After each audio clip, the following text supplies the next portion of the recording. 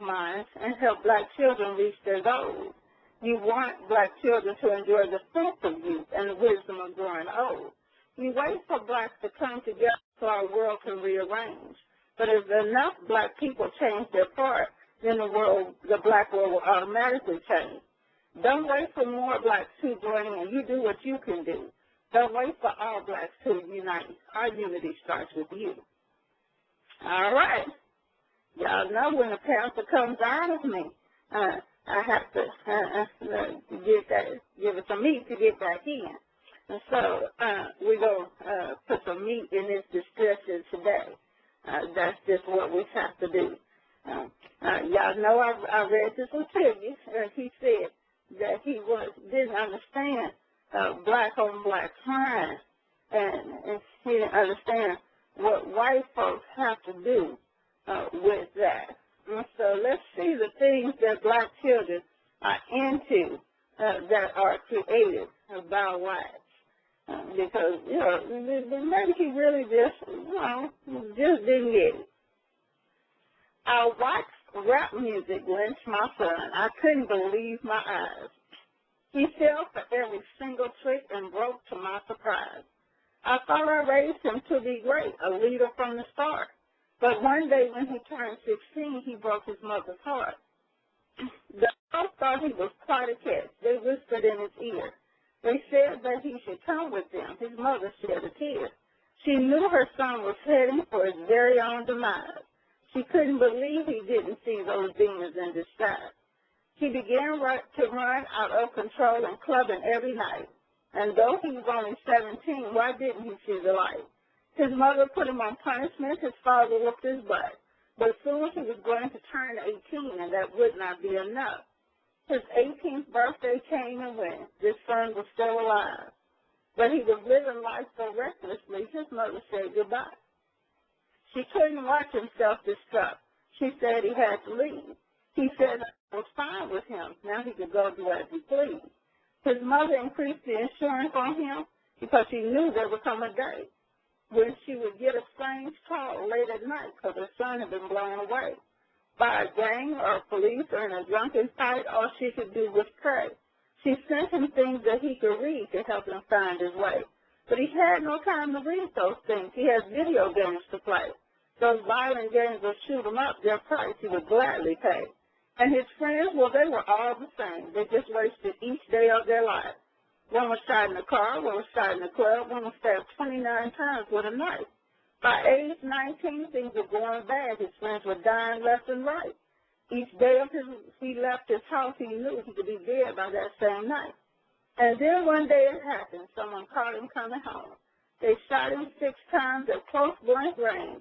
With his last breath, he dialed the phone. I'm sorry, Mama, you were right in everything you said. The girl I was with is laying next to me. I'm pretty sure she's dead. I'm dying, too. I feel my blood is running down my chest.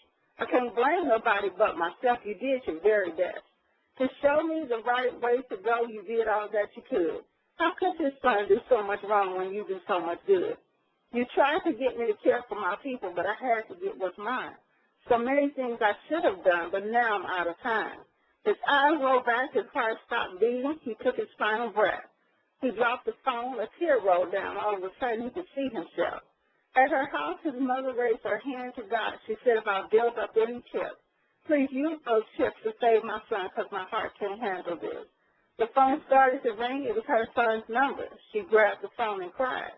The stranger on the other end said, ma'am, your son has been revived. She rushed to the hospital so she could see him and got a wonderful surprise. As she stood there crying and looking at him, there was something in his eyes. He said to her, one day I'm going to die, and I'll take it like a man. But until then, I'm going to fight for my people because God gave me a second chance. Okay? Now, there are ways to get to these children that you see out there doing things. But it doesn't take sitting back asking crazy questions about the situation. It takes rolling up your sleeves and actually getting out there and getting it done. Now, you got some people, they feel like they're important if they can, just ask intelligent questions. If they ask questions, then they can, seem like they're, they put their hand on their chin and rub their chin, and it makes them look like they're really intense and involved. But there's more to it than that. And so this one is called A Black Man on an Elevator.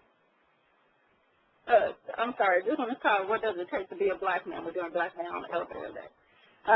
What does it take to be a black man in today's society? It takes black men showing black males the way the black man used to be. The black brick masons showing black males are the things you make with brick. And black clay masons showing black males things to deal with clay and stick.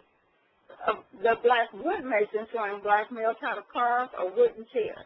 Black iron masons showing black males how to build a metal stair. Black carpenters showing black males how to build things in the air.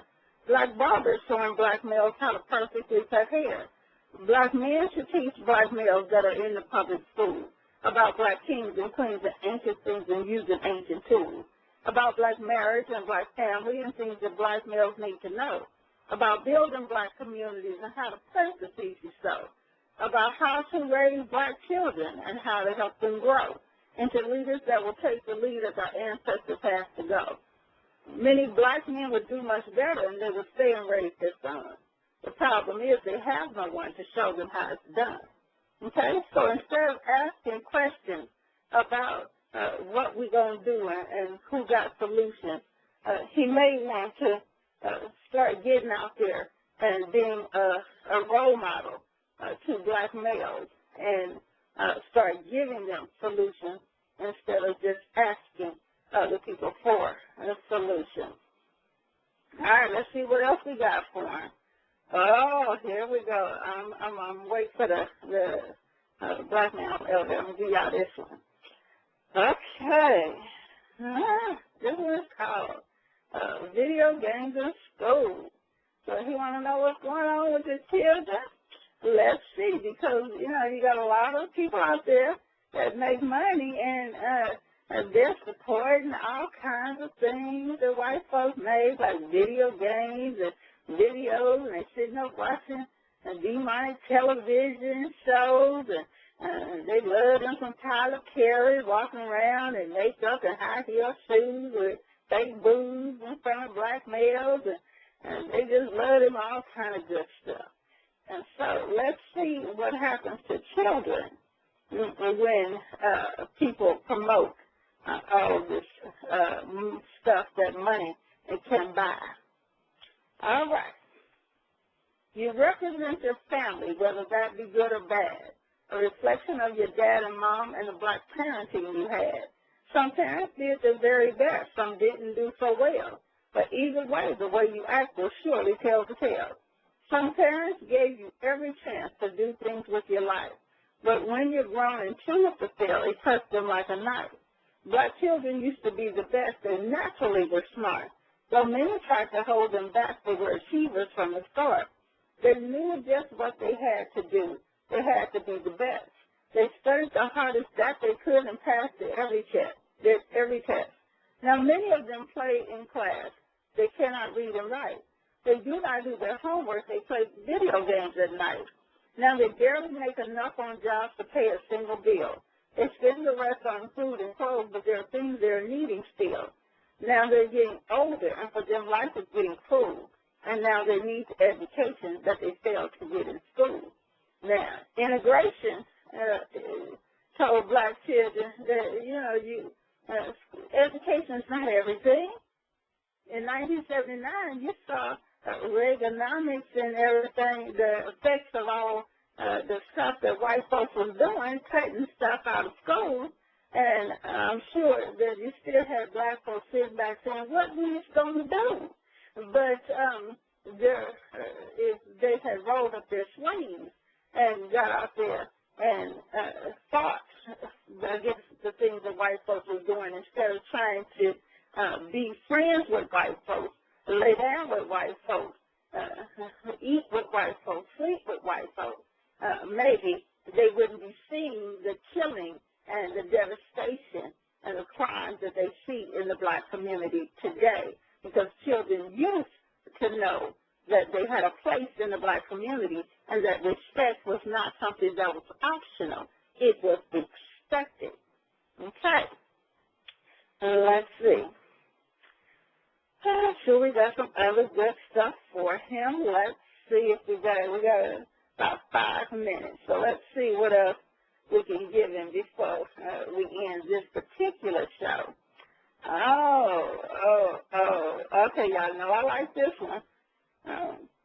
Let's give him this one so he can understand what integration did so good for black folks and how black folks were before integration.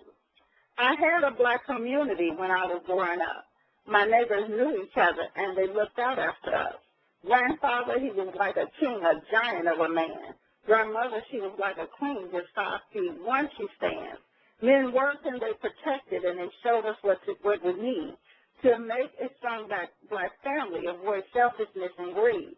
Though some may work harder than some and others have to manage, they taught us to respect all blacks and never take advantage. Then demons snatched our elders out, and we began to fight. We didn't know where they were taking them, but we knew it couldn't be right. Without our elders, we were lost, and black children began to stray. They sold their parents' property, and then they moved away. They didn't move to black neighborhoods. They had to be near whites. They had to reap the benefits of their new civil rights.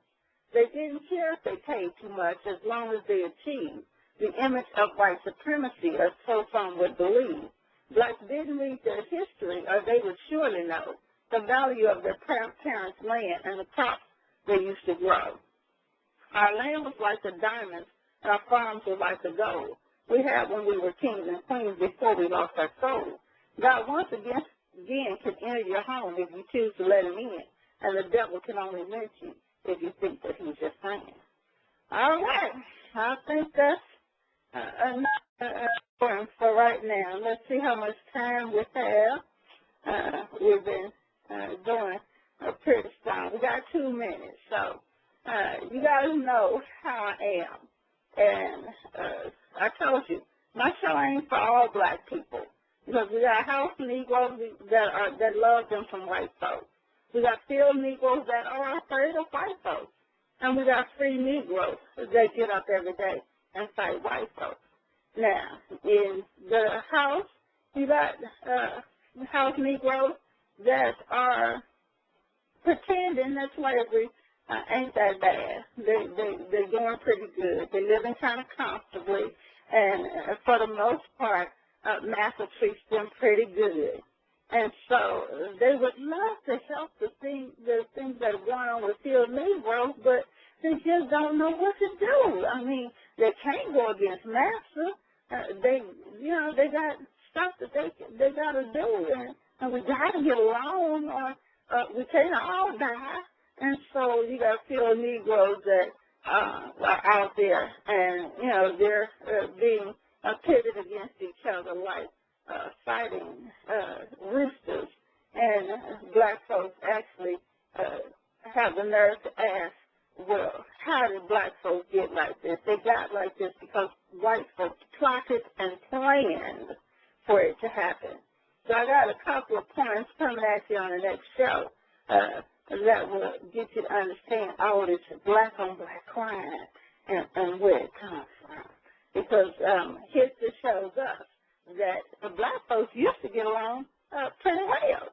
So we're going to see in the next show what happened to them and what we can really do if he really wants to affect black on black crime. I'm not sure he's serious, but I have to give him the benefit of the doubt. So we're going to find out. I'm going to hit him with some more stuff. Those of you that want to support what we're doing, y'all know we're in the middle of a fundraiser. So we don't get our money funded by the government and by rights. Unless they do it anonymously and we don't know they did it.